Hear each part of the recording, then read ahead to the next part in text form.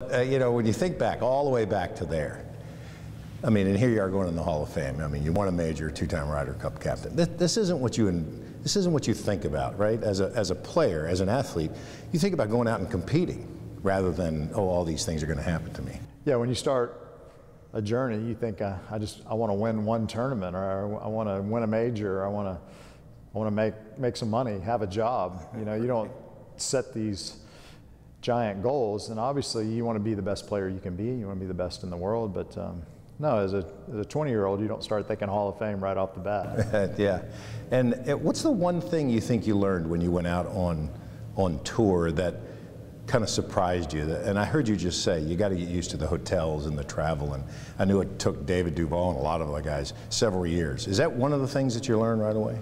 Yeah, I think you have to learn that it's not just about playing golf. You know, there's so much more that goes into it.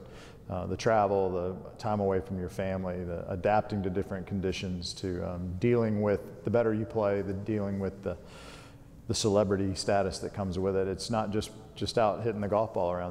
There's a lot of factors, and some guys can handle it and some guys can't. I think the perseverance of playing for that long is adapting to all those conditions and keeping the goal in sight that you want to just keep working to get better. I think because of the time that he played, Jack Nicklaus was the first celebrated guy to mix family and a professional career. And we all know you, I mean, those of us who live here, we know you as both. But most everybody knows you, oh, Davis Love, he won the PGA, he's the Ryder Cup captain. But, I mean, this other part of your life actually exists at the same time, and you got to figure out how to be a part of that. Yeah, I watched Jack and Barbara raise their kids and always find time for them. He was a great example for me, and Barbara was a great example for my wife Robin, that this is how you live a life of on the tour, or in Jack's case, the best player in the world. You have to balance. And I didn't want to miss my daughter's horse shows. I didn't want to miss my son's golf tournaments. I wanted to give back to our community, to have charity programs. I wanted to go fishing and hunting and snowboarding and live a normal life. And I think my kids would tell you that I gave them a pretty good home life, and it wasn't all about dad, it was about family, and my dad was that way. So you have to find a balance, and that way you can be successful and enjoy it. This class that you're going in was pretty impressive. I mean, Meg, Lorena is one of the few people ever to get to the top and say, I'm good, and that was it, and walk away. And of course, Ian won the Masters. I loved it. The next week, I was going to see if I could catch him. Golf Digest did a thing, he was on the cover called, and the title was Slog It With Your Right Hand, right? Which is kind of the way he always hit it. And Henry Longhurst, I mean, it must be very gratifying to just look at those other people in this class and say, wow, people think of me in the same light as some of these really iconic names. Yeah, to be in the Hall of Fame, to be just mentioned as a possibility is incredible, but to go in with this class with you know, friends of mine, friends that I've competed against and with and watched play, you know, icons in their own countries. You know, it's an incredible class, and I'm honored to be a part of it. I keep saying I'm humbled to be in it, because I didn't always see myself as a leader in the game, or as a Hall of Famer, or a Bob Jones or Payne Stewart Award winner. Those are names that I looked up to, not that I thought that I ever been included with. So it's an amazing class, and it's going to be a lot of fun in September.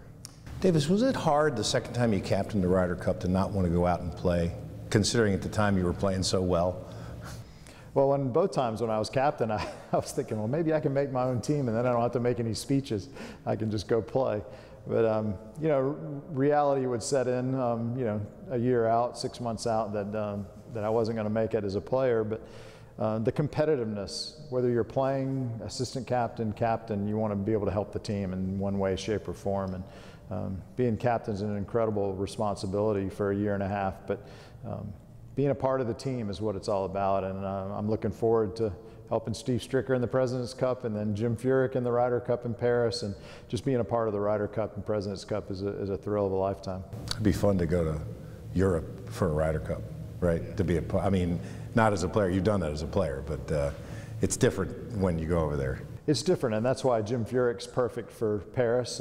Jim can handle the extra attention and the extra travel and the extra responsibility of playing an away game. It's an awesome responsibility, and playing in Europe is just going to be even that much tougher, especially after us finally winning one. So you're exempt on the PGA Tour through this year, and obviously you can play as much as you want on the Senior Tour. How much golf do you want to play? Are we going to get a chance to see you? Yeah, as long as I can quit falling down and hurting myself, I'm going to play a lot on the regular tour this season to try to make up for a little bit of lost time from this winter, and then just see how it goes. I think you know, I'm exempt lifetime on the PGA Tour, but I don't want to take up a spot. I don't want to be out there playing if I'm not playing well and move on to the Champions Tour where all my friends are. But I'm blessed to be able to play on both tours, to have a place to play, to continue to have a job, to have an opportunity. So I'm excited about playing, and I've missed 3 months here, 3 months there over the last few years with injury, so I feel like I'm going to be fresh when I do come out. And the last thing, Davis, I think you won in your 50s, and I think that proved to a lot of people that this truly is a game of a lifetime, that you can compete at the highest level if you keep yourself fit, you pay attention to nutrition and sleep and all the things that good athletes try to do. Yeah, golf is really the one sport, maybe auto racing, that you can last a long, long time if you stay fit and stay confident. I still feel like I can compete on the regular tour, even at 53. But we watched, you know, Greg Norman and Tom Watson almost win major championships. We watched Raymond Floyd win in his 50s, and obviously Sam Snead won a bunch of times in his 50s and 60s. So I'm going to keep after it as long as I can. I love playing, and I don't want to give it up.